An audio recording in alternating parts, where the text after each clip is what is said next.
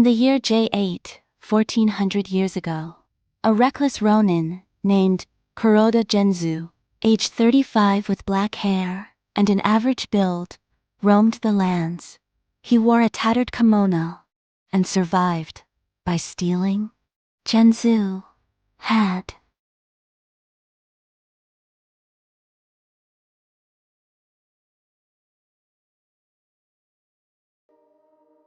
Just as Kuroda was about to steal some valuable items from the house, the owner appeared and immediately called for the household guards. Panic surged through Kuroda. He quickly unsheathed his sword.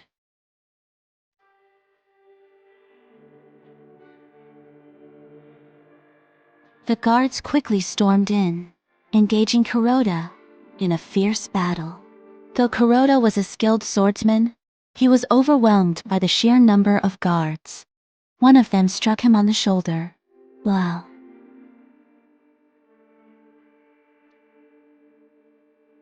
Kuroda fled under the cover of darkness, exhausted and bleeding. He finally collapsed in front of a humble farmhouse in a village. The house belonged to a poor family, and the head of the household.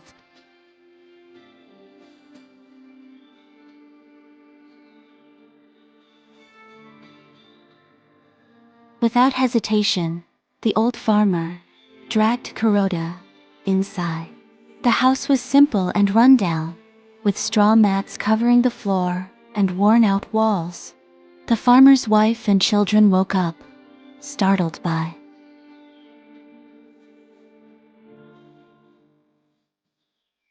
A few days later, Kuroda slowly regained consciousness.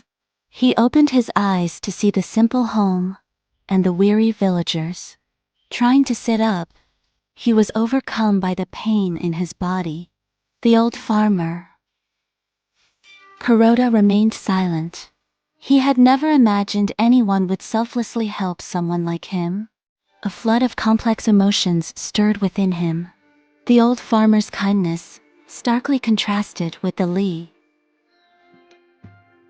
Weeks passed, and Kuroda's wounds began to heal. However, he didn't rush to leave. During this time, he helped the old farmer plow the fields and chop wood, gradually becoming part of the villages.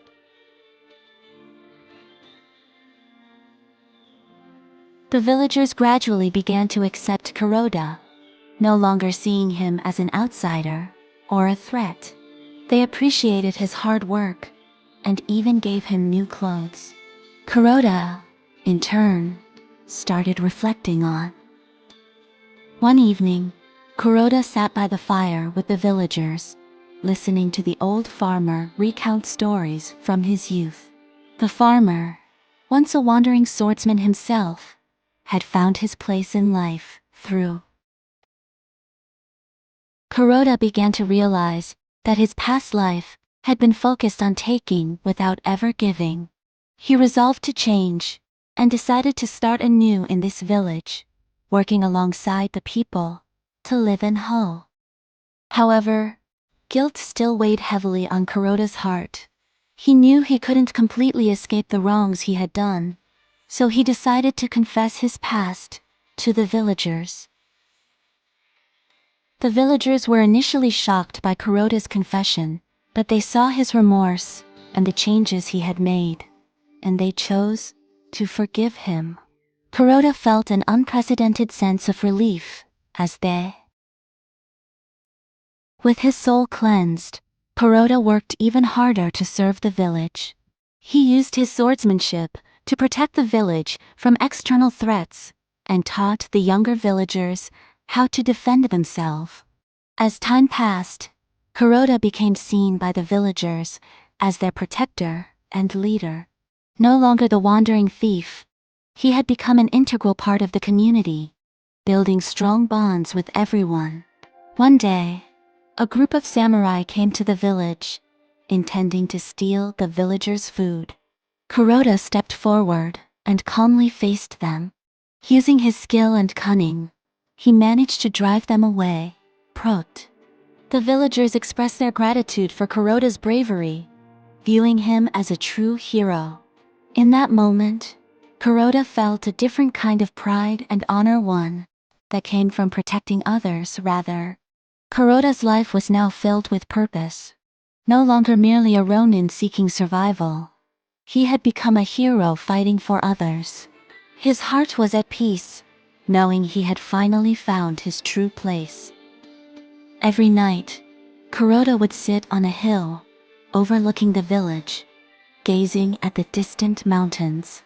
Reflecting on the path he had walked, he no longer felt burdened by the shadows of his past. Instead, the once fallen Ronin had finally found redemption through acts of goodness. His story became a legend passed down among the villagers, a tale of forgiveness and transformation that would be remembered.